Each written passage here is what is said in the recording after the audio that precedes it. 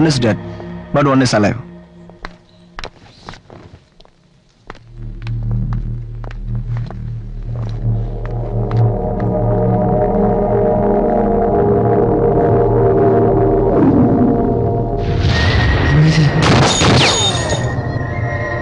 Major, Siva sir. Nana sir.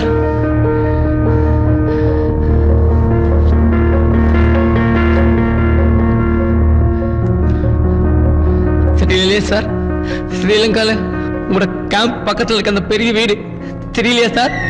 அதான் sir, Veeresh sir, அந்த Nilaveli camp firing.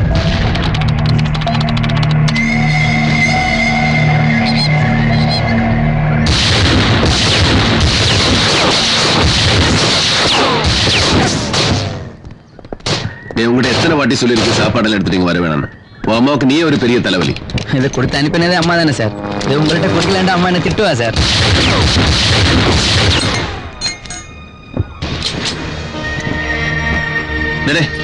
அதில் எங்க போடு எடுக்காத சார். இதில் நான் ஒன்று வச்சிருக்கேட்டா. That won't give you life, that takes your life. அது உயிரை எடுக்கிறதுக்குடா, கொடுக்கறதுக்கு இல்லை. அதெல்லாம் உனக்கு தேவையில்லை, அங்கே வச்சிரு. மாலையில் கோத்து போட்டு இருக்கிறது ராக்கெட் மாதிரி. சொன்னா புரிய மாட்டீங்களே. சரி எடுத்து.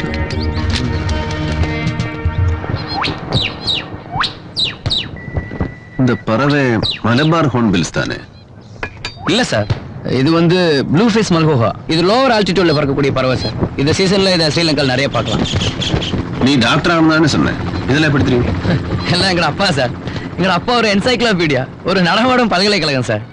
இருக்கடா இதுல போய் மாட்டினேன். நீங்கள் அங்கிருந்து வெளியேறின பிறகு எல்லாம் நல்லா தானே இருந்தது, ஒரு வசந்தம் மாதிரி. நாங்களோட சுயமரியாதையான குடும்பமா இருந்தோம். எங்க குடும்பத்துக்கு அங்க நடக்கிற சோசியல் இல்ட்ரேட் தாங்க முடியல சார். அந்த ஸ்ரீலங்கன் யூஎன்பியோட அராஜகம், அந்த சிங்கள இனவாதிகள், இன உரி முடித்த நாய்கள், அவங்களோட அந்த சிங்கள போலீஸும் நிக்கிறான் சார் சேர்ந்து.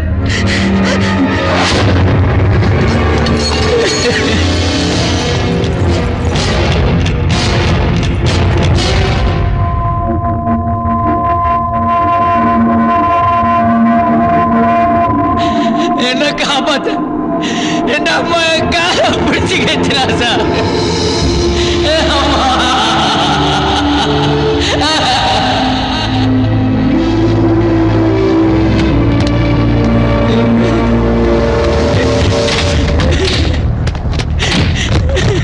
அப்பா வச்சு விட்டாங்க, என் கண்ணுக்கு முன்னாலே அப்பா வச்சு விட்டாங்க.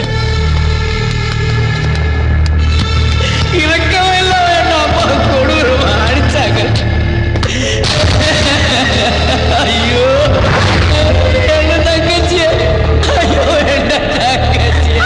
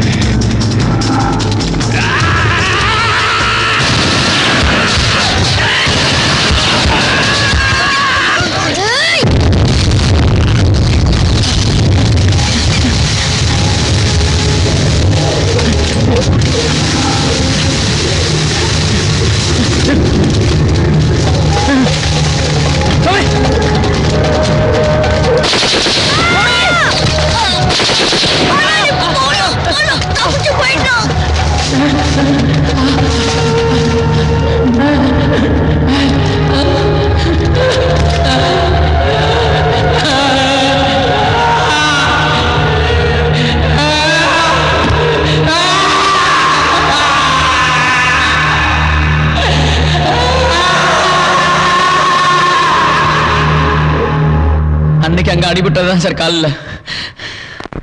இந்த ட்ரீட்மெண்ட்டுக்காக பெங்களூர் வந்தேன் சார். எனக்கு இந்த ராஜீவ்காந்தி கேஸுக்கு எந்த சம்பந்தம் இல்லை சார். நான் அப்பெல்லாம் நினைச்சேன் அவ பண்ற தப்புண்டு. ஆனா இப்பதான் தெரியுது எல்டிடி பண்றது கரெக்ட். அது உனக்கு தான் கரெக்ட், எனக்கு இல்ல. உன்ன மாதிரி சிங்களத்துக்காரங்களை காப்பாத்துறதுக்கு நாங்க அங்க வந்தோம். അപ്പൊ നിങ്ങൾ ഞങ്ങൾ രണ്ട് കൈനീട്ടി സ്വീകരിച്ചു. LTT മുഴുവൻ ഇന്ത്യൻ ആർമി ക്യാമ്പിലായിരുന്നു, ഓർമ്മയുണ്ടോ നിനക്ക്? യെസ്. 15 ദിവസം കൊണ്ട് എല്ലാം അവസാനിച്ചു. നിങ്ങളെ 16 ടോപ്പ് ലീഡേഴ്സ് ജാഫ്ര പോർട്ടിൽ സൈനഡ് കഴിച്ച് മരിച്ചു. IPKF അല്ലല്ലോ അവരെ കൊന്നത്. ആരെങ്കിലും അതിനെ കുറിച്ച് ആലോചിച്ചോ? ഇല്ല. ശ്രീലങ്കൻ UNP കളിച്ച കളി IPKF LTT കൂടെ അഴിക്കാൻ. അതിന്റെ സത്യാവസ്ഥ പോലും അറിയാൻ ശ്രമിക്കാതെ നിങ്ങൾ ഞങ്ങളെ നേരെ ആയുധം എടുത്തു. ആയിരക്കണക്കിന് ഇന്ത്യൻ പട്ടാളക്കാരെ നിങ്ങൾ കൊന്നു. യെസ്, ഇന്ത്യൻ ആർമി കൈ പിന്നിൽ കെട്ടി തിരിച്ചടിച്ചു. എന്നിട്ട് ഞങ്ങൾ അവിടെ നിന്ന് പോന്നപ്പോൾ നിങ്ങൾ ഒരു പ്രൊപ്പഗാൻഡ അടിച്ചിറക്കി. നിങ്ങളുടെ അമ്മമകന്മാരെ ഞങ്ങൾ മാനഭംഗപ്പെടുത്തിയത്. 1-2 ഒറ്റപ്പെട്ട സംഭവങ്ങൾ ഉണ്ടായെന്ന് വരാം. അതിന് 10-15 വർഷം കഠിന തടവ് കൊടുത്ത ചരിത്രമേ ഇന്ത്യൻ ആർമിക്കുള്ളൂ. അതിന്റെ പേരിൽ മുഴുവൻ പട്ടാളക്കാരെയും കുറ്റപ്പെടുത്തരുത്. சார் நான் எப்ப சொன்னேன் சார்? இதெல்லாம் என்னத்துக்கு என்னட்ட சொல்றீங்க? നീ നിന്റെ ഓർഗനൈസേഷൻ അത് അറിയണം. അന്ന് രാജീവ് ഗാന്ധി IPKF-നെ അങ്ങോട്ട് അയച്ച് നിങ്ങളുടെ പ്രശ്നം തീർക്കാനാ. അന്ന് IPKF അവിടെ വന്നില്ലായിരുന്നെങ്കിൽ അമേരിക്കൻ ആർമി പാകിസ്ഥാൻ എയർഫോഴ്സിനെ കൊണ്ട് അവിടെ ഒരു airbase ഉണ്ടാക്കുമായിരുന്നു. And that would have been a threat to my country. And Sri Lanka never wanted IPKF to be there. അതുകൊണ്ടാണ് ഒരു ശ്രീലങ്കൻ നേവിക്കാരൻ പരേഡ് ഗ്രൗണ്ടിൽ വെച്ച് രാജീവ് ഗാന്ധിയുടെ പിടിലേക്ക് അടിച്ചത്. ഞങ്ങൾ ഇന്ത്യക്കാർക്ക് ഇപ്പോഴും നിങ്ങളോട് സഹതാപമേ ഉള്ളൂ. പക്ഷെ നീയൊക്കെ ചെയ്തത് ഈ രാജ്യത്തെ പുരോഗതിയിലേക്ക് നയിച്ചിരുന്ന മഹാനായ ഒരു നേതാവിനെ നിർദാക്ഷിണ്യം കൊന്നു. നിങ്ങൾ ഈ ചെയ്ത ക്രൂരകൃത്യത്തിന് എന്തെങ്കിലും നിങ്ങൾ പശ്ചാത്തലിക്കേണ്ടി വരും, മാപ്പിരക്കേണ്ടി വരും. As far as me, like a commando is concerned, ഏതെങ്കിലും ഒരാളെ പാക്ക് ചെയ്ത് ഇന്ത്യയുടെ എനിമി എന്ന് സ്റ്റാമ്പ് ചെയ്ത് മുന്നിൽ കൊണ്ടുവന്ന് വെച്ചാൽ അതിനകത്തിരിക്കുന്നത് എന്റെ അച്ഛനാണോ സഹോദരനാണോ മകനാണോ എന്ന് ഞാൻ നോക്കില്ല. I'll just shoot him down. And that's my duty. താനും മിരേഷുമായിട്ടുള്ള ബന്ധം എനിക്ക് മനസ്സിലാവും. പക്ഷേ നമ്മുടെ സിസ്റ്റം അതിനൊരു വിലയും കൊടുക്കില്ല. What system are you talking about sir? Rajiv Gandhi മരിച്ച ദിവസം മെയ് 21 വൈകുന്നേരം 4 മണിക്ക് കൊളംബോയിലെ ഇന്ത്യൻ എംബസിയിലേക്ക് ആരോ വിളിച്ചു ചോദിച്ചിരുന്നു രാജീവ് ഗാന്ധി ജീവനോടെ ഉണ്ടോ എന്ന്. യെസ് സർ, ഇന്ത്യൻ എംബസിയിലെ ആ ഓഫീസർ അപ്പോൾ തന്നെ ഇന്ത്യയിലേക്ക് വിവരം വിളിച്ചു പറഞ്ഞിരുന്നെങ്കിൽ രാജീവ് ഗാന്ധി ഇന്നും ജീവനോടെ ഉണ്ടാകുമായിരുന്നു. സർ, ആ ഓഫീസറും സാർ പറഞ്ഞ സിസ്റ്റത്തിന്റെ ഭാഗമാണ്. യൂണിഫോം ഇട്ടതുകൊണ്ട് മനുഷ്യത്വം മറക്കണമെന്ന് നമ്മുടെ സിസ്റ്റത്തിൽ എവിടെയെങ്കിലും പറഞ്ഞിട്ടുണ്ടോ sir? I request you to consider this case. ഞാൻ അറിഞ്ഞ മരേഷ് നല്ലവനായി ജീവിക്കാൻ ആഗ്രഹിക്കുന്നവനാണ്. അവന്റെ സിറ്റുവേഷനാണ് അവനെ ഈ നിലയിലെത്തിച്ചത്.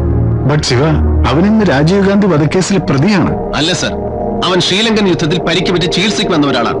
അവനെ പോലെ ആയിരക്കണക്കിന് LTT-കാർ ഇവിടെ ഉണ്ട്. അവരെല്ലാം കേസിൽ പ്രതിയാക്കാൻ പറ്റും. തനിക്കിപ്പോ എന്താ വേണ്ടത്? മിറേഷിന്റെ മണ്ഡപം അഭയാർത്ഥി ക്യാമ്പിലേക്ക് അയക്കുക. അവൻ അവിടെ ഒരു പുതിയ ജീവിതം തുടങ്ങട്ടെ സർ. ഓക്കേടോ, ഞാൻ ചെയ്യാം. Thank you sir.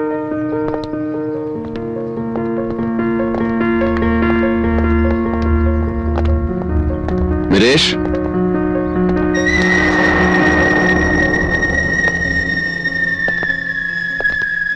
எல்லாத்துக்கும் நன்றி சார். என் உயிரையே திருப்பி கொடுத்துருக்கீங்க. இந்த புது வாழ்க்கையில உன்னை நேசிக்கிறதுக்கு நிறைய பேர் இருப்பாங்க. அதெல்லாம் எனக்கு தெரியாது சார். ஆனா என் மனசுல எப்போ நீங்க இருப்பீங்க சார். எப்ப முடிஞ்சா என்ன வந்து பாப்பீங்களா சார்?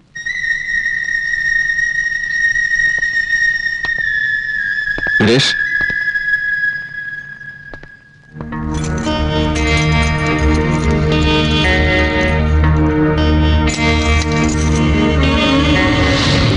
சார் இதெல்லாம் நான் வச்சிருக்கேன். அது உயிரை எடுக்கிறதுடா, கொடுக்கறது இல்லை.